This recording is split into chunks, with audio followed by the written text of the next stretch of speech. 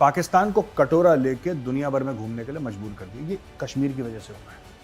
अब मैं पाकिस्तानी को, मैं शहबाज शरीफ ने क्या बोला देखो, इरेलीवेंट है, भिखारी मुल्क का, ऐसा क्यों करा? क्यों चाइना ने ऐसा कदम लिया जो पाकिस्तान के खिलाफ है? ये तो दोस्त हैं, बिरादर हैं। 25 डिग्री का टेम्परेचर और वहां पे आटा नहीं है खाने को, तो लोग बहुत मारकाट मच रही है वहां पे कि क्या करें क्या करें। क्या कर रहा है ये भी यहाँ पे कहीं करा होगा किसी भाई लोग ने हमारे। रूस से तेल लिया, उसको रिफाइन करा। जय हिंद दोस्तों, मैं हूं मेजर गौरवारी और आप देख रहे हैं द चाणक्य डायलॉग्स। इस वीडियो को लाइक करिए, हमारे चैनल को सब्सक्राइब करिए और बेल आइकन दबाना बिल्कुल मत भूलिएगा दोस्तों। अच्छा, अभी भी एक बयान मेरी नजर से गुजरा। अल अरबिया एक मीडिया हाउस है, उसमें शहबाज शरीफ प्राइम मिनिस्टर ऑफ पाकिस्तान एक बयान देते हैं और बयान उनका क्या है कि वही पुराना राग उनका, इन्होंने यूएई की लीडरशिप से कहा है उस अखबार के जरिए, उस मीडिया आउटलेट के जरिए, कि आप दखलंदाजी करिए कश्मीर में, आप कश्मीर में दखलंदाजी करिए। और message to Indian leadership and prime minister Narendra Modi is that let us sit down on the table and have serious talks and sincere talks to resolve our burning issues like Kashmir. देखो देखो देखो देखो, in Kashmir flagrant human rights violations are taking place day in and day out, है ना। अब ये देखो, ये इसने भी कश्मीर का बयान दाग दिया। इसके पहले कि मैं इसको आगे ले जाऊं, आजम स्वाति है एक पाकिस्तान तहरीक इंसाफ का सेनेटर, वो जिसको नंगा करके उसको एक्चुअली नंगा करके मारा था दोस्तों। ये एजेंसी वाले ले गए थे, बहुत पिटाई करी थी बुजुर्ग की, गलत करा। उसने एक ट्वीट करा है जिसमें मोदी जी का वीडियो है। ये वीडियो हम नहीं दिखाएंगे, लेकिन मोदी जी की आवाज सुनिए और एक स्क्रीन ग्रैब देखिए आप। हमने पाकिस्तान की सारी हेकड़ी निकाल दी, उसे कटोरा लेकर दुनिया भर में घूमने के लिए मैंने मजबूर कर दिया है दोस्तों। ठीक किया कि नहीं? पाकिस्तान को कटोरा लेके दुनिया भर में घूमने के लिए मजबूर कर दिया। ये कश्मीर की वजह से हो रहा है। अब मैं पाकिस्तानी को, मैं शहबाज शरीफ ने क्या बोला देखो, इरेलीवेंट है, भिखारी मुल्क का भिखारी प्राइम मिनिस्टर है। ये क्या बोलता है, क्यों बोलता है, उसकी जीरो वैल्यू है। ये पैसे मांगने के लिए गया था, इसने बीच में कश्मीर दाग दिया। ये कहता है brotherly relations with Saudi Arab. Brotherly क्या है यार? तुमने सऊदी अरब को आज तक क्या दिया? तुम तो भीख मांगने जाते हो, तुम हर जगह भीख मांगने जाते हो। तुमने दुनिया को क्या दिया है? पाकिस्तान की प्रोडक्टिविटी क्या है? पाकिस्तान का वो ब्रांड क्या है? पाकिस्तान का एक प्रोडक्ट क्या है जो पाकिस्तान दुनिया को देता है? भीख ही तो मांगते हो। फिर तुम्हारे ब्रदरली रिलेशंस, तुम्हारे तो नौकर और मालिक, गुलाम और आका के रिलेशन है तुम्हारे। फिर झूठ बोलते हो कि हमारे भाई हैं, वो भी मुसलमान हैं, तो हम भी मुसलमान हैं। ये वो तो तुम्हें नौकर मानते हैं यार। तुम कभी गए हो सऊदी अरब को ये बोलो कि जी हम ये देते हैं आपको, ये टेक्नोलॉजी हमने ईजाद करी है, लो? बोला आपने कभी? आपने नहीं बोला। आपके पास है ही नहीं कुछ बोलने के लिए कि जो पैसे दे दो। शर्म आती है लेकिन मांगना तो पड़ेगा ही। देखो, आदत से मजबूर हैं, लाओ जो $1 अरब दे दो। तो ये भिखारियों की कोई वैल्यू नहीं होती। खैर, ये जो आपने देखा ना, आजम स्वाति ने जो वीडियो ट्वीट करा था, और आजम स्वाति का आप वो भी देख रहे हैं जो उसने लिखा है। यार देखो, एक तो आजम स्वाति साहब को एक बात पता होनी चाहिए, 2019 का है ये, और उस समय इनके जो अब्बू थे इमरान खान, वो प्राइम मिनिस्टर थे पाकिस्तान के।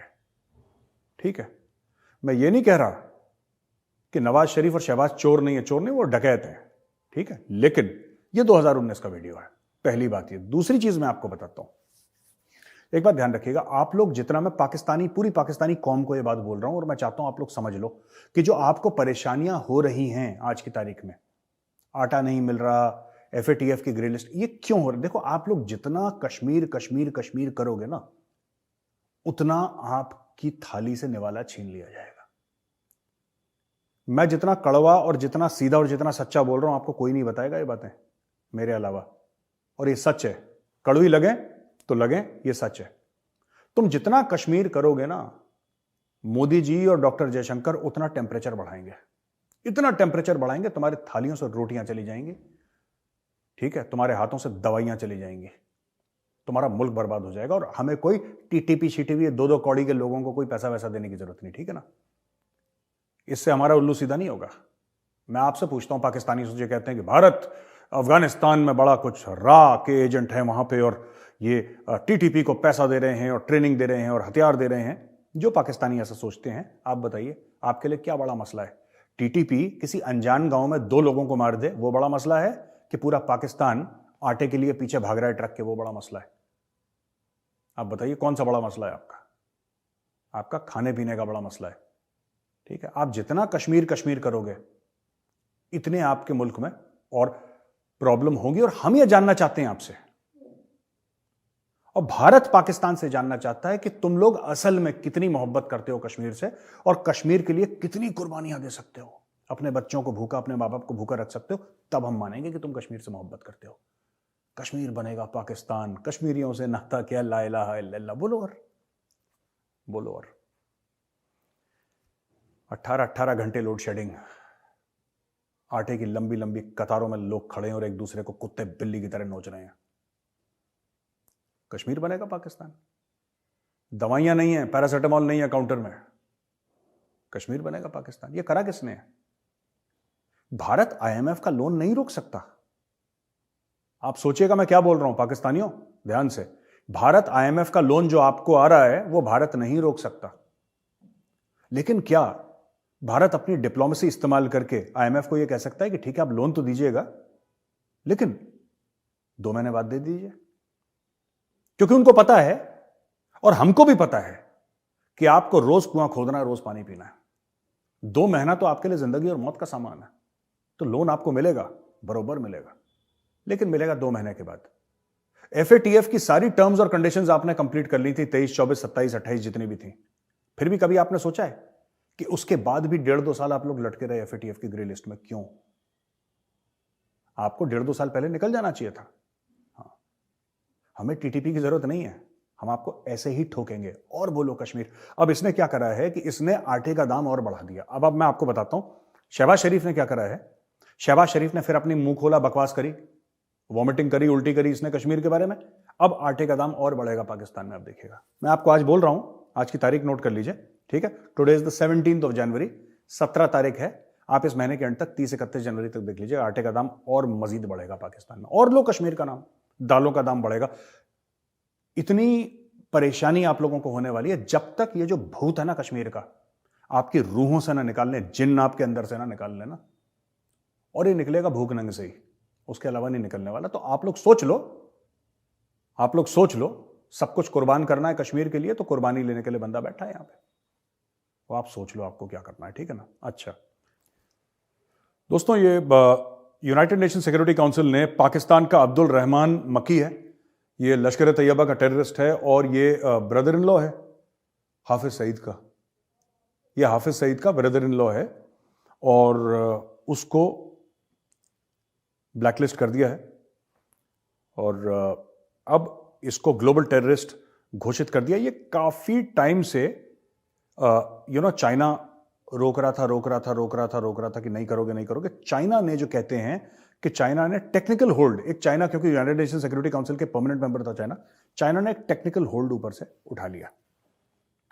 चाइना ने क्यों करा? चाइना ने पाकिस्तान को आज तक जो सपोर्ट कर रहा था, पाकिस्तान के टेररिस्ट को सपोर्ट कर रहा था, अब चाइना ने टेक्निकल होल्ड क्यों उठा लिया उससे? टेक्निकल होल्ड उठाते ही अगले दिन वो ग्लोबल टेररिस्ट डिक्लेयर हो गया। चाइना ने ऐसा क्यों करा? क्यों चाइना ने ऐसा कदम लिया जो पाकिस्तान के खिलाफ है? ये तो दोस्त हैं, बिरादर हैं, भाई हैं, शहद से मीठी, हिमालय से ऊंची, दरिया से गहरी, लाहौर से बड़ी, लाहौरी चूरन से बड़ी हैं। फिर चाइना ने टेक्निकल होल्ड क्यों उठा लिया? यार ये सोचने वाली बात है।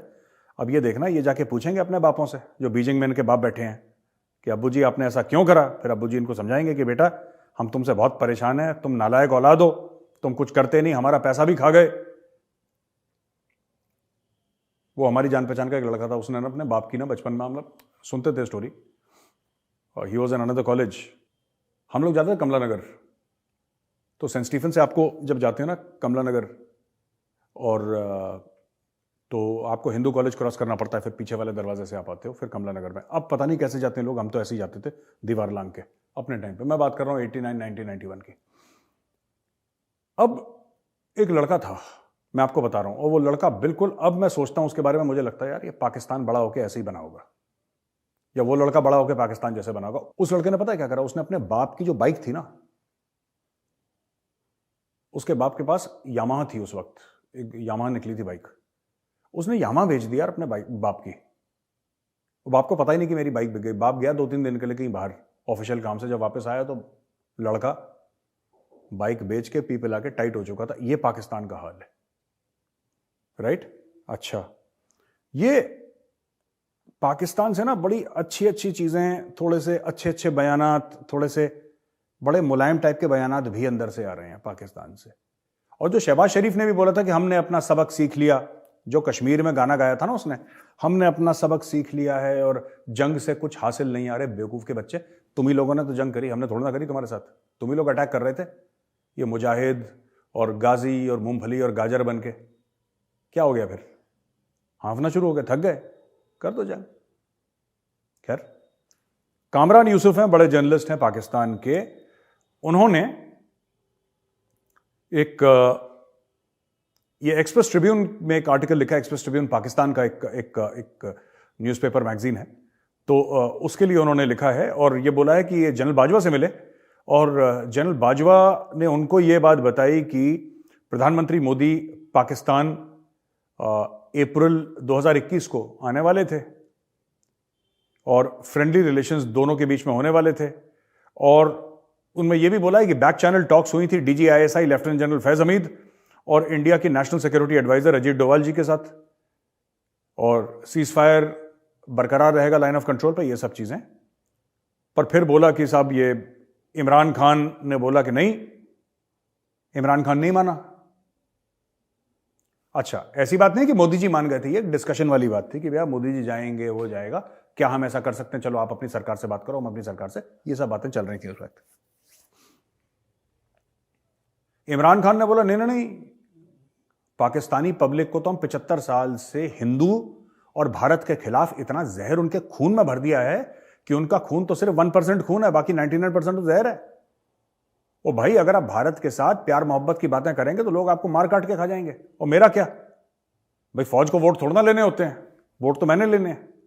तो इमरान खान ने इस चीज को टोरपीडो कर दिया, ये बात। अच्छा, दूसरी एक और चीज है कि शहजाद चौधरी हैं, ये I think air vice marshal थे या एयर मार्शल थे पाकिस्तानी एयरफोर्स के, मुझे उनका रैंक ठीक से याद नहीं है। तो ये लिखते हैं कि इंडिया जो है, ये कहते हैं कि इंडिया बहुत आगे निकल गया पाकिस्तान से, अब इंडिया को पकड़ना नामुमकिन है। इंडिया इतने आगे निकल गया। और कुछ कुछ उन्होंने बात बोली है कि Russia is under American sanctions and none can trade freely with Russia except India which buys Russian oil on preferred terms and then re-export it to help old patron earn dollars the indirect way. फिर कहते हैं two opposing military superpowers of the world claim India to be its ally.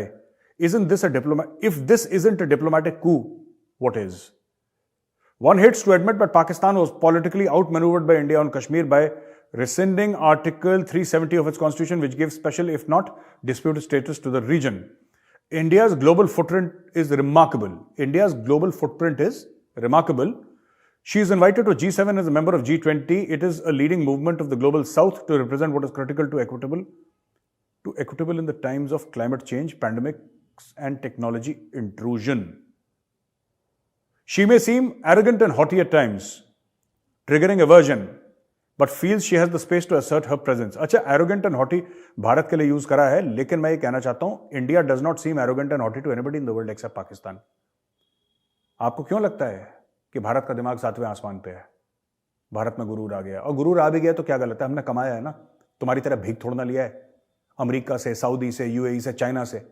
ये जो गुरूर है, अगर हम में घमंड है, मैं कहता हूं इंडिया में घमंड है, तो हमने कमाया है यार, अपनी मेहनत से कमाया है, अपने बाजुए जोर से कमाया हमने, तो क्यों ना हो घमंड, क्यों ना हो घमंड।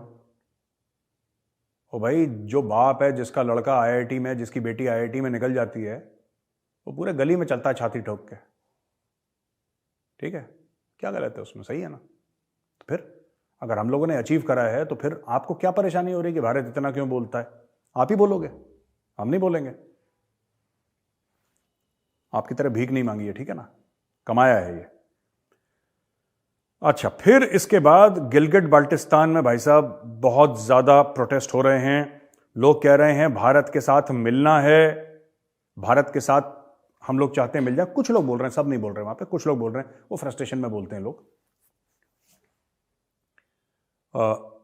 लेकिन वहां पे बहुत हालत खराब है, -20 -25 डिग्री का टेम्परेचर, और वहां पे आटा नहीं है खाने को, तो लोग बहुत मारकाट मच रही है वहां पे कि क्या करें क्या करें। पाकिस्तान कुछ कर नहीं पा रहा, क्योंकि पाकिस्तान को खुद नहीं खाने को, वो गिलगिट बाल्टिस्तान को क्या देगा। तो गिलगिट बाल्टिस्तान में भी बहुत ज्यादा प्रॉब्लम, हमने कल भी दिखाया था, वो मोटरसाइकिल पीछे लगाई है ट्रक के, और ज्यादा प्रॉब्लम्स वहां पे हो रही हैं। और आखिरी चीज जो मैं आज कवर करने वाला हूं दोस्तों, ये है कि ये जनवरी का महीना है। अगर पिछले जनवरी से हम देखें, पिछले जनवरी से देखें तो भारत ने जो तेल खरीदा था उससे 33 गुना ज्यादा आज की तारीख में खरीद रहा है। अगर पिछले साल जनवरी से आप कंपेयर करें, आप समझ रहे हैं मेरी बात। ये जनवरी 2023 है। जनवरी 2022 में जो तेल खरीद रहा था, जनवरी 2022 में भारत रूस से जो तेल खरीद रहा था, आज की तारीख में उससे 33 गुना ज्यादा तेल खरीद रहा है, 33 टाइम्स। यही पाकिस्तान देख देख के कोड़ता है कि यार हम खरीदते हैं तो लोग थप्पड़ मारते हैं, भारत खरीदता है लोग कुछ नहीं कहते। और भारत वही काम कर रहा है, भारत रूस से तेल लेता है, ठीक है। भारत क्या कर रहा है, ये भी यहां पे कहीं करा होगा किसी भाई लोग ने हमारे, रूस से तेल लिया, उसको रिफाइन करा और वही अमेरिका टिका दिया, वही यूरोप टिका दिया। वहां से भी पैसे कमा रहे हैं, यहां से भी पैसे कमा रहे हैं, ये भी किफायत चल रही है, ये भी बचा रहे हैं। तो ये सब चीजें चल रही हैं। अच्छा दोस्तों, यहां पे मेरा वीडियो खत्म होता है और अब मैंने ना वही 4 अपने सवाल मैं आपसे आज वो करूंगा, बातचीत करूंगा, 4 सवालों का जवाब। अच्छा, सबसे पहले है अरहान गोले। Greetings, Major. I've been living in the United Kingdom for close to 4 years now. I completely agree with you when you speak about the high integrity and self-respect of Indian diaspora. All credits due to the fantastic people of our country that keep the nation's spirit alive. I came across your channel. My question to you is, what is your take on India-UK FTA? Free trade agreement की बात कर रहे हैं ये अरहान साहब. And does it affect both countries from a strategic, economic and diplomatic standpoint? I would be stoked to hear back from a seasoned analyst like yourself. Thank you very much. Arhan ji, आपने सवाल पूछा. Let me tell you one thing. The truth is nobody knows right now. They're talking about space, they're talking about movies, they're talking about immigration, they're talking about automobiles, they're talking about, so many things जिसमें कि भारत और उसमें partnership हो सकती है. लेकिन अभी I think 6 rounds उनके हो गए हैं, 7th राउंड उनका ड्यू है, राइट? और अभी कवात्रा साहब मिले थे, जो हमारे फॉरेन सेक्रेटरी हैं. He met his counterpart, UK counterpart, और ये सब इनके बीच में बातें चल रही हैं. देखिए, मुझे लगता है कि दोनों कंट्रीज इसमें बहुत बेनिफिट करेंगे. They will benefit a lot. Exactly क्या बेनिफिट होगा ये आज की तारीख में मैं आपको नहीं बता सकता. There are lot of analysts who will tell you कि ये भी हो सकता है, ये भी हो सकता है, पर मुझे लगता है कि वो बेईमानी हो जाएगी अगर मैं आपको कोई चीज बताऊंगा, क्योंकि मुझे नहीं पता, किसी को भी नहीं पता, किसी को भी नहीं पता. हमें तो तब पता लगेगा ना जब मीडिया में आएगा. जब मीडिया में आएगा फिर हम उसका एनालिसिस करेंगे, फिर हम आपको बताएंगे. लेकिन now it is too premature because they are talking about a lot of stuff. They are talking about automobiles, they are talking about space, they are talking about Indians going, they are talking about Bollywood also. By the way, Bollywood के ऊपर भी कि क्या हो सकता है, how can we partner better. तो ये सारी की सारी, बिकॉज डायस्पोरा है, आप खुद वहां पे यूके में रह रहे हैं, आपको पता है कितनी फैन फॉलोइंग है बॉलीवुड मूवीज की, साउथ इंडियन मूवीज की वहां पे. तो ये सब के सब की बातें चल रही हैं वहां पे, लेकिन अभी तक हस्ताक्षर नहीं हुए. तो एग्जैक्ट क्या चीज है मुझे नहीं पता. And I don't want to deal in something that is still in the air. Not in the air, that's a wrong thing to say, but still not firmed up absolutely.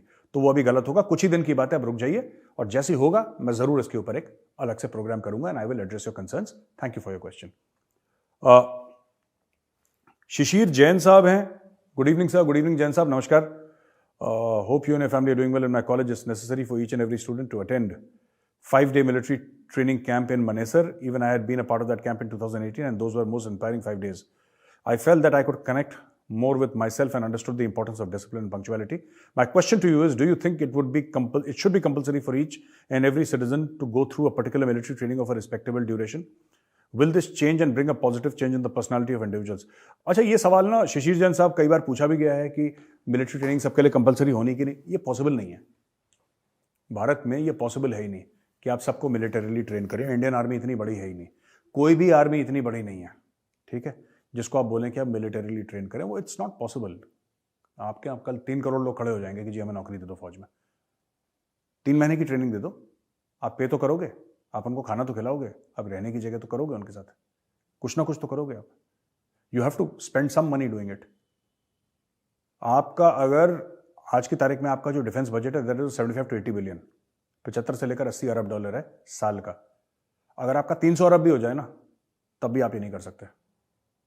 And it's not just a function of money, it's a question of bandwidth.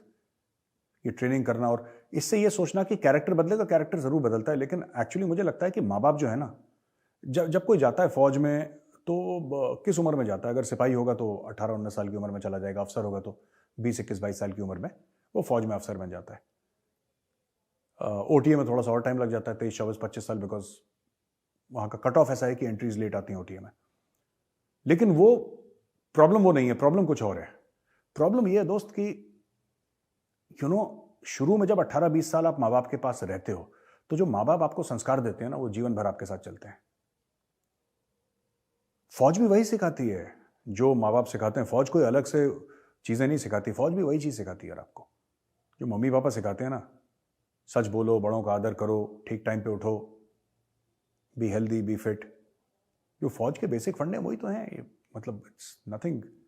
और देश के लिए प्यार, ये माँ बाप की भी जिम्मेदारी है। हाँ, फौज स्ट्रीमलाइन कर देती है, फौज बंदा बना देती है, लेकिन बंदा इसलिए भी बनता, सिर्फ ट्रेनिंग से नहीं बनता, वो माहौल से बनता है। तो ऐसा इंटायरली पॉसिबल, मैं ये नहीं कहता कि ऐसा कॉमन है, लेकिन दिस इज इंटायरली पॉसिबल कि 3 महीने फौज से वो ट्रेनिंग लेकर आए और फिर वही सोसाइटी में चला जाए जहां पे उल्टा सीधा उसको दिखे। तो ज्यादा देर तक वो ट्रेनिंग, फिर आप ये मत सोचिएगा कि 3 महीने की किसी ने ट्रेनिंग करी और जिंदगी भर तक उसने बिल्कुल पीएचडी हासिल कर ली, ऐसा बिल्कुल भी नहीं है। फौजी इसलिए भी डिसिप्लिन रहता है क्योंकि उसका माहौल ऐसा है।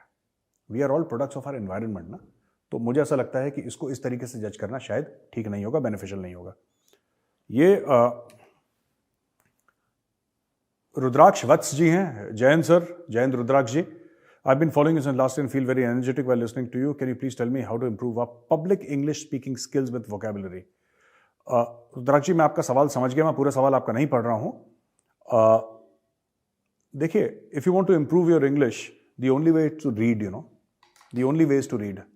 आप जो पढ़ोगे ना, जो दिमाग का input is equal to output, इस चीज का ध्यान रखना। आप जो पढ़ोगे वही बोलोगे।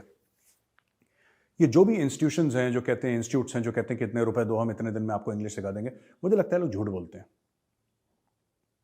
मुझे लगता है लोग झूठ बोलते हैं। I think they tell lies. या ये लोग ना ऐसी झूठी बातें करते हैं, मक्कारी की। It's a question of environment. ये माहौल की बात होती है। आप जितना इंग्लिश का कंटेंट आप देखेंगे, आप जितनी किताबें पढ़ेंगे, और किताबें कौन सी, the old classics written by the old masters, English हो, रशियन हो, अमेरिकन हो, आप ओल्ड मास्टर्स की ओल्ड क्लासिक्स हैं। अब्रिज्ड वर्जन पढ़िए, अनअब्रिज्ड पढ़ने की जरूरत नहीं है, शुरू में वो समझ में भी नहीं आएगी, लेकिन अब्रिज्ड वर्जन पढ़िए। जब आप इंग्लिश को समझना, उसके अंदर ढल जाएंगे, तो मुंह से फिर एफर्टलेसली निकलेगी। That language, you will find it more effortless to speak English. There won't be so much of effort. लेकिन ये करके कि आप ये किताब पढ़ लो तो आपको ये आ जाएगा, मुझे नहीं लगता। I don't think it's possible. अगर कोई ये बोले कि ये एक किताब पढ़ लो उससे मराठी आ जाएगी, तो ऐसे थोड़ा ना आएगी। पर अगर आप महाराष्ट्र में रहेंगे, अगर आप वहां पे जाएंगे, वहां पे आपके मराठी दोस्त होंगे जो मराठी में आपसे बोलेंगे, तो वही जबान आप 2-3 महीने में सीख जाएंगे। 2-3 महीने के अंदर आप मराठी यूं बोलेंगे, क्योंकि आपके दोस्त मराठी हैं, आपका माहौल मराठी है, आप बोल लेंगे मराठी। पर कोई भी आपको ये बोले कि जी आप आ जाओ, मैं आपको एक स्कूल में बैठ के आपको ये क्लास, आपकी हफ्ते में 2 घंटे की क्लास लूंगा मैं मराठी, आप कभी नहीं सीख सकते। तमिल सीखनी है, तमिल वेरी ओल्ड लैंग्वेज, हजारों साल पुरानी लैंग्वेज है Tamil, and it's a very difficult language to learn. But if you have Tamil friends and if you talk to them in Tamil, you learn. 2-3 महीने में आप सीख जाओगे तमिल। लेकिन nobody can teach you like this, that I will teach you Tamil and you'll learn to speak it fluently. वो नहीं हो सकता। That is true for every language. Why Marathi and Tamil? Even for Bangla, even for any other language. When you speak it, when you understand that language, जितना माहौल में ढलेंगे उतना आपके लिए बेहतर हो जाएगा। Souvik Das, I am following you from early days of defensive offense. You did a great job. My question is, Pakistan is in a very dire situation. How can we take advantage of that to neutralize Pakistan forever? We don't need to take advantage. Pakistan खुद ही अपने आप को shooting itself in the foot every day. मैं सौविक जी आपको ये बोलना चाहता हूं कि पाकिस्तान, मैंने पाकिस्तानियों को बोला था, उनको मेरी बात पसंद नहीं आती। All of Pakistan's wounds are self-inflicted. Pakistan के जितने भी जख्म है ना, उसने खुद को दे रखे हैं। आपको कुछ करने की जरूरत नहीं है। You don't have, just watch them. एक बहुत पुरानी कहावत है, आई थिंक नेपोलियन ने बोला था, किसने बोला था मुझे नहीं याद किसने बोला था, आई डोंट रिमेंबर, बट एक कहावत है, don't interrupt your enemy when he is making a mistake. आप छोड़ दीजिए उनको, वो खुद ही अपना खोपड़ी काट लेंगे, सर्वर काट लेंगे, अपने आप को खुद जख्म दे देंगे वो लोग। Just wait and watch. तो दोस्तों, वीडियो देखने के लिए बहुत बहुत धन्यवाद। अगर वीडियो पसंद आए, इस वीडियो को लाइक करिए, हमारे चैनल को सब्सक्राइब करिए, बेल आइकन दबाना बिल्कुल मत भूलिएगा। जय हिंद, वंदे मातरम।